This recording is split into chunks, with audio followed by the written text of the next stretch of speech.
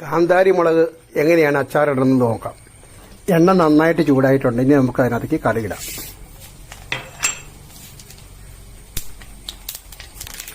അതിന്റെ പിന്നാലെ നമുക്ക് കുറച്ച് കറിവേപ്പില ഇട്ട് കൊടുക്കാം.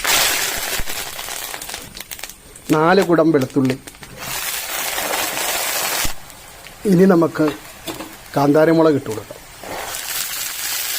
ഇനി നമുക്ക് ഒരു 1/2 ടീസ്പൂൺ മഞ്ഞൾപ്പൊടി ഇട്ട് കൊടുക്കാം. അതിൻ്റെ മുകളിലായിട്ട് ഒരു 3 സ്പൂൺ മുളക് പൊടി ഇട്ട് കൊടുക്കുക. കായപ്പൊടിയും ഉലുവപ്പൊടിയും ആവശ്യത്തിനിട്ട് കൊടുക്കുക. കുറച്ച് ശർക്കരപ്പാനി ഒഴിച്ചു കൊടുക്കുക. ആവശ്യത്തിന് വിനീഗർ ഒഴിച്ചു കൊടുക്കുക. ഉപ്പ് പാകത്തിന് ചേർക്കുക. നമ്മുടെ കാന്താരി അച്ചാർ റെഡി.